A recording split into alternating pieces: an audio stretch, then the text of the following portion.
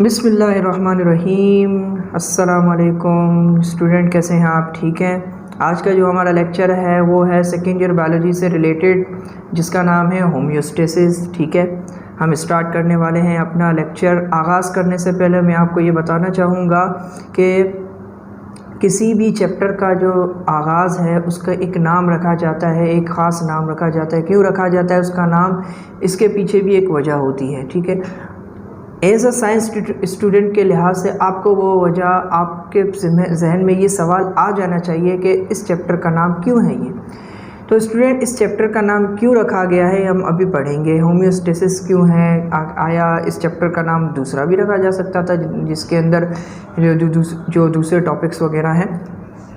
तो सबसे पहले होम्योस्टेसिस के बारे में आपको पता होना चाहिए। ये वर्ड क्या है, इस वर्ड के मायने क्या हैं। ठीक है स्टूडेंट, ये वर्ड जो है आपका ये ग्रीक ज़बान से निकला है। ठीक है, ग्रीक यानी यूनानी ज़बान से निकला है। और आपकी आसानी के लिए मैंने जहाँ पे जो है किताब में कुछ चीज़ें हाईलाइट की है ताकि आपको पढ़ने में आसानी हो। बायोलॉजिस्ट टर्म में इसका मतलब क्या है? Maintenance of steady state as homeostasis, यानी कि एक हालत को बरकरार रखना, उसे सेम बॉडी के। अब बॉडी क्या है? बॉडी में बायोलॉजी में हम किसके बारे में पढ़ रहे हैं? लाइफ के बारे में। ठीक है, इंसान में क्या होती है? बॉडी होती है। इसी तरीके से आप जानवर के बारे में बात करो, बॉडी के अंदरूनी कुछ माहौल होते हैं, कुछ इन्वायरमेंट होते हैं जिसे हम इंटरनल इन्वायरमेंट कहते हैं। वो नॉर्मल हालत में बरकरार रहे और उसे बरकरार रखना नॉर्मल हालत में, उसे कहते हैं हम होम्योस्टेसिस। जैसे यहाँ पे कहा गया ग्रीक ज़बान में क्या है इसका मतलब? To stay the same. अब इसकी डेफिनेशन क्या है?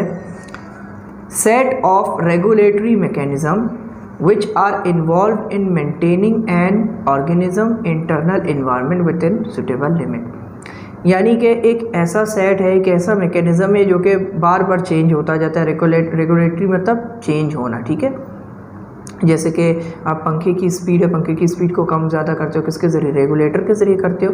तो उसी तरीके से कुछ मैकेनिज़्म होते हैं, उनका एक सेट होता है जो कि कभी बढ़ते हैं कभी कम होते हैं। उनके अगर एक मैकेनिज़्म बढ़ गया उसे कम करना है। ठीक है, इंटरनल इन्वायरमेंट है आपकी बॉडी का, उसका एक मैकेनिज़्म बढ़ गया उसे कम करना है, और अगर कम हुआ तो उसे बढ़ाना है, यानी नॉर्मल लिमिट में लेकर आना है। उसको कहते हैं हम होम्योस्टेसिस, ताकि आपकी जो ऑर्गेनिज़म है, आप एक ऑर्गेनिज़म है, उसके अंदर की जो इन्वायरमेंट है उसे बरकरार रखना, सेम रखना, नॉर्मल रखना, उसे कहते हैं उसे हम कहते हैं होम्योस्टेसिस।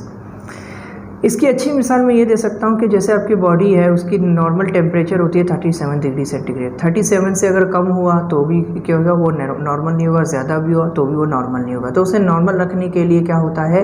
होम्योस्टेटिक कंडीशन में उसे बरकरार रखना है। वो कौन करता है? आपके अंदर के जितनी भी आपके सिस्टम है वो उसे क्या करते हैं? बरकरार रखते हैं, ताकि वो क्या हो? इंटरनल इन्वायरमेंट बरकरार रहे। और इस प्रोसेस को क्या कहते हैं हम? होम्योस्टेसिस। होम्यो मतलब सेम, स्टेट को कहते हैं, सिस प्रोसेस को कहते हैं। वो प्रोसेस जिसमें आपके बॉडी की जो इंटरनल इन्वायरमेंट है वो क्या हो? उसकी हालत क्या हो? सेम हो, बरकरार हो, उसे हम कहते हैं होम्योस्टेसिस। जैसे यहाँ पे क्या लिखा है, अब तफसीलन में बताता हूँ। द एक्सटर्नल इन्वायरमेंट या कंडीशन, एक्सटर्नल इन्वायरमेंट या external condition in which an organism lives may vary greatly even over a period of time, brief period. बाहर के जितने भी इन्वायरमेंट है, माहौल है, ऑर्गेनिज़म उसमें काफ़ी सदियों से रह रहे हैं। ठीक है, जिसके वजह से उनके जो है आप समझ लो अंदर की जो जितनी भी एस्पेक्ट के यहाँ पे ये है कि जितनी भी आपके तब्दीलियाँ हैं according to temperature, acidity, salt, water के लिहाज से क्या हो रहा है? ये जो एक्सटर्नल फैक्टर है इनके वजह से ऑर्गेनिज़म में तब्दीली आती है, जानदार चीज़ों में तब्दीली आती है। उस तब्दीली को क्या करना? बरकरार रखना, ये कहलाता है होम्योस्टेसिस। अब मज़ीद यहाँ पे ये कह रहा है कि temperature, acidity, salt, water are some of external factors to which an organism must adjust in order to survive. ये जो एक्सटर्नल फैक्टर हैं, ठीक है, ऑर्गेनिज्म को इनको एडजस्ट करना पड़ेगा इनके ज़रिए, और सर्वाइव तो करना पड़ेगा। मीनवाइल कुछ देर बाद each organism carries out certain activities basic to life process. अब हर एक जो जानदार चीज़ है उसे क्या करना होगा? ये काम करने होंगे, ये एक्टिविटी करने होंगे। ठीक है, मखसूस जो ज़िंदगी गुजारने के लिए ज़रूरी है, जैसे कि न्यूट्रिशन है, ग़िज़ा है, रिस्पायरेशन है, रिप्रोडक्शन है, मेटाबॉलिज़्म है, ये एक्सेट्रा एक्सेट्रा, ये सारी चीज़ें क्या है ज़िंदगी के लिए लाजमी है, ज़िंदगी गुजारने के लिए ये प्रोसेस होने लाजमी है। अब सांस कामल नहीं होगा तो कैसे ज़िंदा रहेगा, ग़िज़ा नहीं होगी तो कैसे ज़िंदा रहेगा, इसी तरीके से डाइजेशन है, इसी तरीके से आपके इरिटेशन होता है, मेटाबॉलिज़्म, ये चीज़ें ना हो तो कैसे वो जो है ऑर्गेनिज्म ज़िंदा रह पाएगा या सर्वाइव कर पाएगा।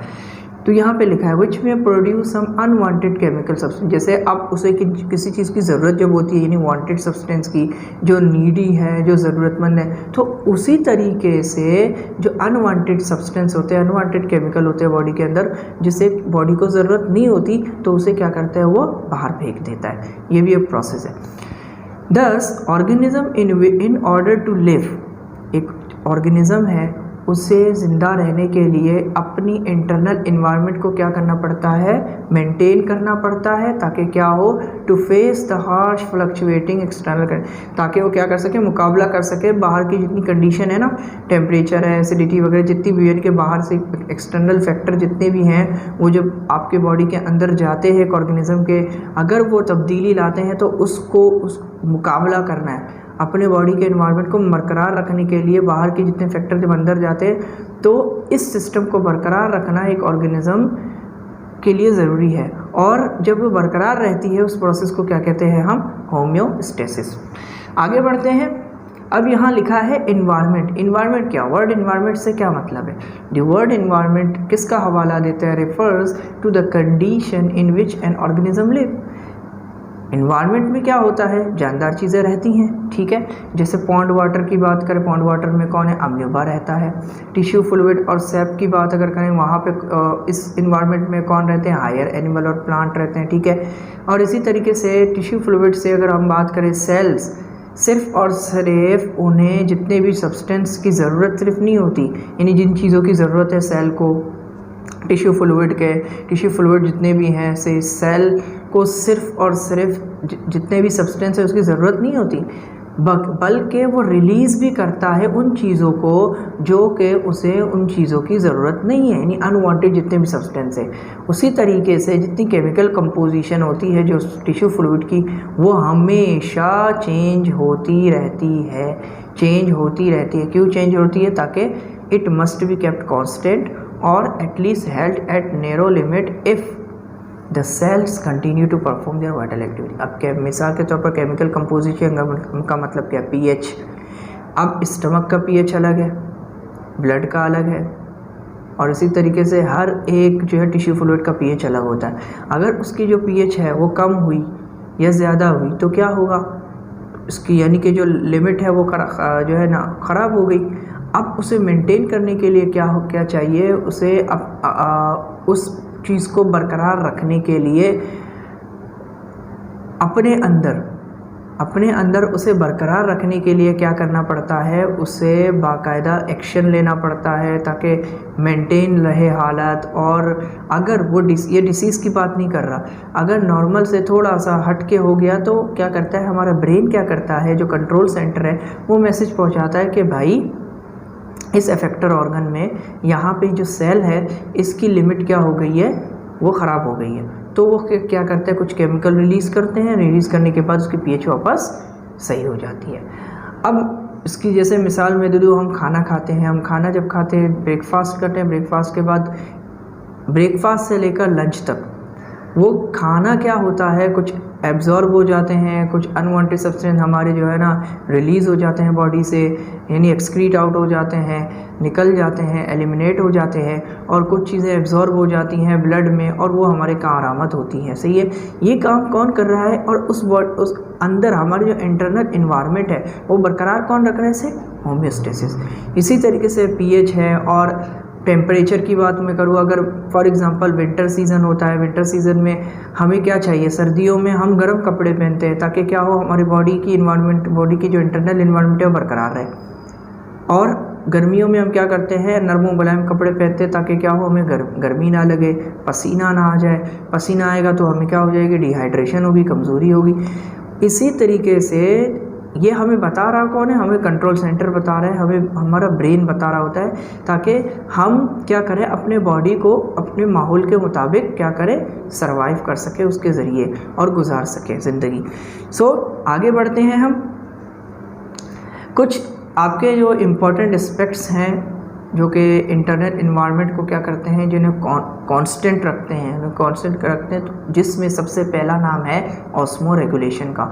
ऑस्मो क्या है, वाटर है, रेगुलेशन चेंजिंग को कहते हैं, ठीक है।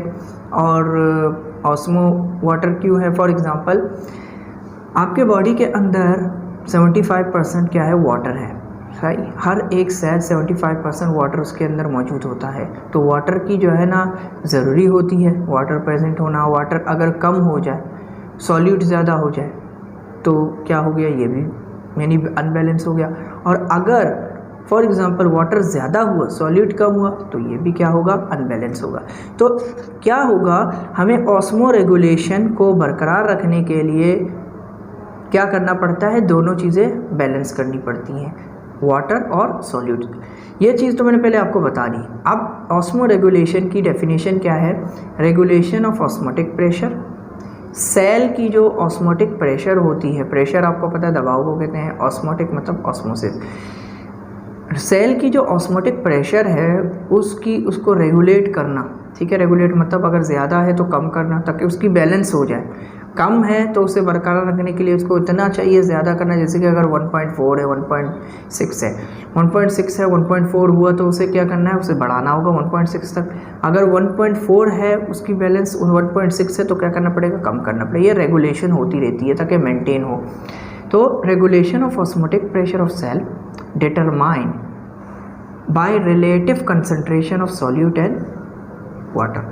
वाटर की और सॉल्यूट की जो कंसंट्रेशन है, इन दोनों के कंसंट्रेशन को क्या करना है, रिलेट करना है। रिलेट का मतलब क्या है, यानी एक कंसंट्रेशन, रिलेटिव कंसंट्रेशन मतलब इन दोनों की जो कंसंट्रेशन जो भी होती है उसको बरकरार रखना by osmotic pressure of cell. Osmotic pressure of cell के ज़रिए उसे कहते हैं ऑस्मो रेगुलेशन। आगे एक्सक्रीशन क्या है, एक्सक्रीशन का मतलब ये होता है कि बॉडी के अंदर जो हमें अनवांटेड सब्सटेंस होते हैं, जो हमें ज़रूरत नहीं होती हमारी बॉडी को, उसे क्या करना है, रिमूव कर देना।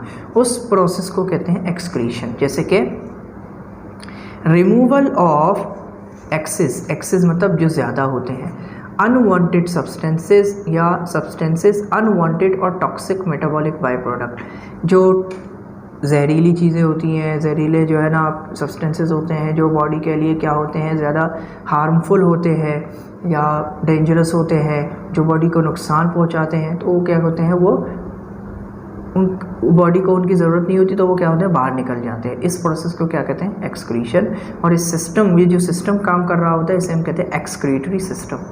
आगे बढ़ते हैं थर्मो रेगुलेशन में। जैसे मैंने पहले आपको बॉडी टेम्परेचर के बारे में कहा, थर्म का मतलब होता है टेम्परेचर, रेगुलेशन का मतलब होता है चेंजिंग, ठीक है।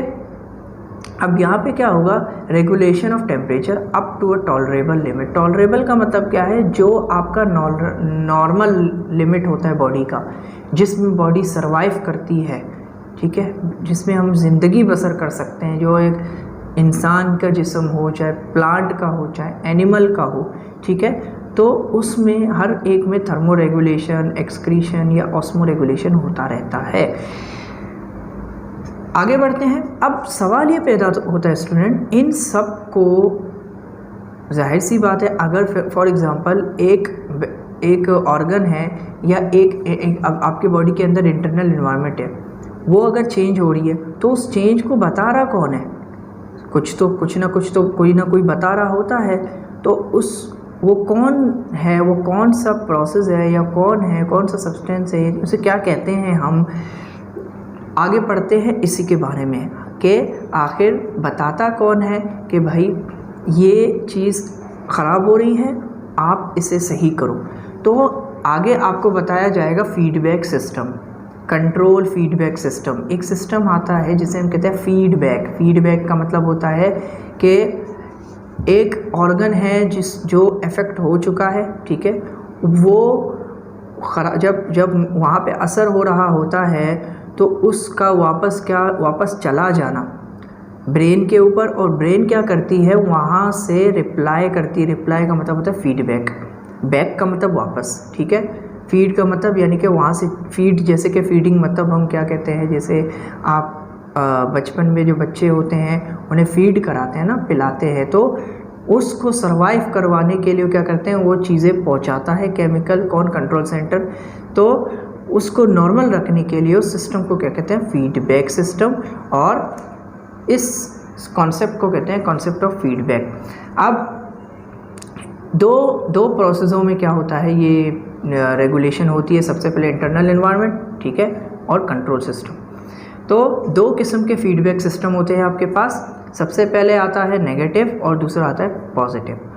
नेगेटिव जो ज़्यादातर आपके जो ये फीडबैक सिस्टम है, यानी कि बॉडी ऑर्गेनिज्म की, यहाँ पे लिखा है there are number of mechanism operating in the body of an organism to maintain homeostasis. ज़्यादातर जो काफ़ी मैकेनिज्म होते हैं आपकी बॉडी के अंदर जो है, जो होमोस्टेसिस को बरकरार रखते हैं, लेकिन मेजॉरिटी जो है फिजियोलॉजिकल प्रोसेस होते हैं। फिजियोलॉजिकल प्रोसेस ये आपने बायोलॉजी में पढ़ा होगा, फिजियोलॉजी आप देख सकते हो। लॉजिकली ये बात की जा रही है कि होम्योस्टेसिस जो है, जिससे ज़रूरत तो किसकी होती है, चेक एंड बैलेंस मैकेनिज्म की। चेक एंड बैलेंस का मतलब क्या होता है, चेक एंड बैलेंस वर्ड आपने हर रोज़ सुना भी होगा। चेक एंड बैलेंस करना पड़ता है। आप अक्सर औकात आप हम लाइफ में जो है ना, जैसे राशन वगैरह ख़रीदने जाते हैं तो कहते हैं यार चेक एंड बैलेंस रखा करो। लाइफ में भी कहते हैं चेक एंड बैलेंस रखो, ताकि आप अपनी ज़िंदगी बसर जो है ना बसर कर सो, गुजार सको। इसी तरीके से आपके बॉडी को भी चेक एंड बैलेंस मैकेनिज़्म की ज़रूरत होती है, ताकि हर एक ऑर्गन की जो पीएच होती है उसको उसी पीएच में बरकरार रखना पड़ता है और उसे उसके तहत चलाना पड़ता है। उसे कहते हैं चेक एंड बैलेंस। चेक का मतलब चेक करते हैं, देखते हैं, और बैलेंस मतलब उसे बरकरार रखना। Check and balance mechanism operating in the body, इस चेक एंड बैलेंस को हम कहते हैं फीडबैक सिस्टम। अब कोई भी चेंज, फॉर एग्जांपल जब कोई चेंज आती है किसी सब्सटेंस पे, इंटरनल इन्वायरमेंट के अंदर कोई सब्सटेंस के अंदर चेंज आता है, उस चेंज को बता रहा कौन होता है, यानी डिटेक्ट कौन करता है, एक स्पेशल ऑर्गन के ज़रिए, उसे हम कहते हैं रिसेप्टर। रिसेप्टर्स जो आपके होते हैं, आपके बॉडी के अंदर बहुत सारे रिसेप्टर्स हैं, और ऐसा ज़रूरी नहीं है एक ही रिसेप्टर होता है, हर एक ऑर्गन का अलग अलग रिसेप्टर होता है, जहाँ जहाँ अलग अलग काम कर रहे होते हैं, ठीक है। तो वो रिसेप्टर क्या करते हैं, जहाँ पे आपकी चेंजिंग आ गई तो वो बताते हैं कि भाई यहाँ पे क्या हो रहा है, चेंजिंग आ रही। अगर खुदा न खास्ता रिसेप्टर ख़राब हो जाए, रिसेप्टर की मिसाल के तौर पर काम ना करे, तो पता नहीं चलेगा, एबनॉर्मलिटी है। तो अगर ऑर्गन मिसाल के तौर पर काम कर रहे हैं लेकिन एबनॉर्मल काम कर रहे हैं, रिसेप्टर नहीं बताए, तो क्या होगा, वो एबनॉर्मल काम कर रहा होगा आपकी जो है ना बॉडी के अंदर का जो ऑर्गन है, और एक वक्त ऐसा आएगा वो ऑर्गन की डेथ हो जाएगी या ऑर्गन काम करना ख़त्म कर देगा। तो इसीलिए रिसेप्टर का काम बहुत इम्पॉर्टेंट होता है।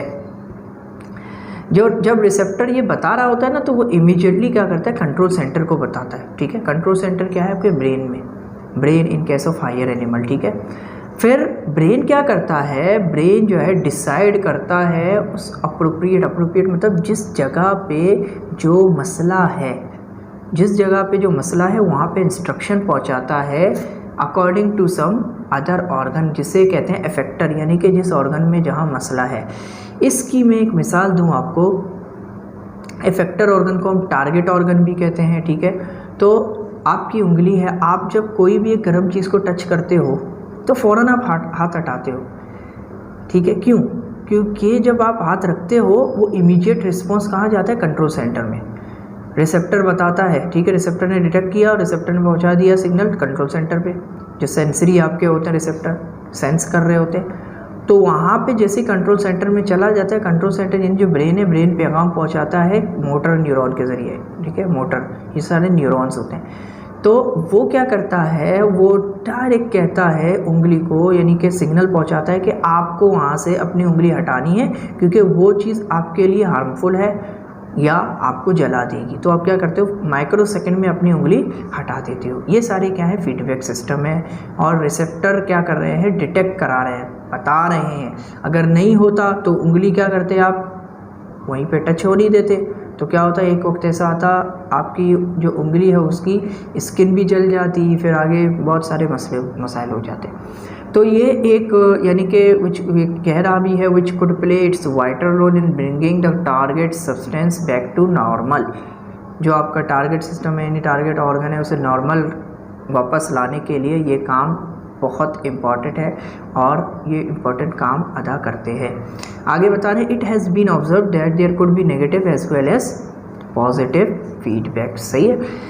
अब नेगेटिव फीडबैक क्या है? नेगेटिव जो है, नेगेटिव वर्ड से आपको पता चल रहा है ये काम अपोजिट कर रहा होता है, यानी कि उल्टा इफेक्ट देता है, प्रोड्यूस करता है in relation to any change in the body fluid. Body के फ्लूइड के अंदर कोई भी जब चेंज आती है ना तो इसको ये उल्टा काम कर रहा होता है। मिसाल के तौर पर कैसे?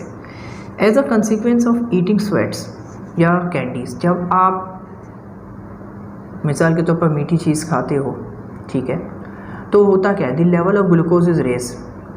ब्लड के अंदर जो ग्लूकोज का लेवल है वो बढ़ जाता है। इट ट्रिगर द मैकेनिज्म को क्या करता है पता है? ट्रिगर करता है। ट्रिगर का मतलब वो आप समझ लो फ़ौरन बेशतर जैसे कि एक्शन कर रहा होता है। जैसे कि आपकी जो है ना गन के अंदर ट्रिगर होता है। ट्रिगर का काम क्या होता है?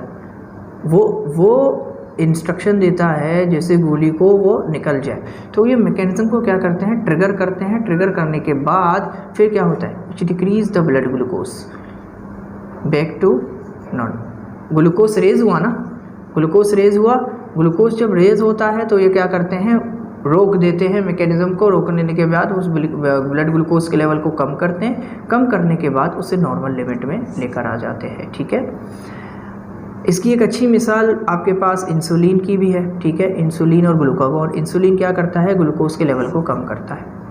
और अगर मिसाल के तौर पर एक और अच्छी मिसाल दूँ, आप जब ग्लूकोज का लेवल बढ़ जाता है, बहुत ज़्यादा ग्लूकोज खाते हो, तो वो एक्सेस जो ग्लूकोज होते हैं वो ग्लाइकोजन की शक्ल में जाकर लीवर में स्टोर हो जाते हैं। ये भी एक मिसाल है। लेकिन जिनके अंदर मिसाल के तौर पर ये काम नहीं कर रहा हो, जैसे होम्योस्टेटिक जो बैलेंस है वो खुद ब खुद ना हो रहा हो, तो इंसुलिन इंजेक्शन लगाते हैं ताकि वो क्या हो, ग्लूकोज का लेवल बरकरार रख सके। आगे बढ़ते हैं पॉजिटिव फीडबैक में। पॉजिटिव फीडबैक से आपको पता चल रहा है ये सिमिलर इफेक्ट देता है। सिमिलर इफेक्ट का मतलब क्या है भाई? Which lead to enhancement of change under consideration. यानी कि अगर एक्सटर्नल इन्वायरमेंट में कोई इफेक्ट आ रहा है तो आपके बॉडी के अंदर भी वही इफेक्ट आएगा। जैसे कि इन case of temperature regulation in warm blooded animal, increase in body temperature, जैसे हीट स्ट्रोक है, जब टेम्परेचर ज़्यादा होता है, हीट स्ट्रोक की मिसाल दी, तो होता क्या है, आपके अंदर भी डायरेक्ट टेम्परेचर बढ़ जाता है, कम होने के बजाय बढ़ जाता है। इसी तरीके से जब बढ़ जाता है तो क्या हो जाती है, आपके लिए बहुत ज़्यादा हार्मफुल है, आपको डिहाइड्रेशन होगा, जिसकी वजह से बहुत सारे इशू होंगे। और इसकी एक और मिसाल है सर्दियों में। सर्दी हम क्यों कहते हैं? क्योंकि मौसम जब ठंडा रहता है आपकी बॉडी भी ठंडी थोड़ी हो जाती है, फिर आप क्या करते हो, गर्म कपड़े पहनते हो। तो यानी कि जो सिमिलर इफेक्ट देता है उसे हम कहते हैं पॉजिटिव, जो उसका उल्टा इफेक्ट देता है उसे कहते हैं नेगेटिव। ठीक है, ये आपको मैंने बता दिया।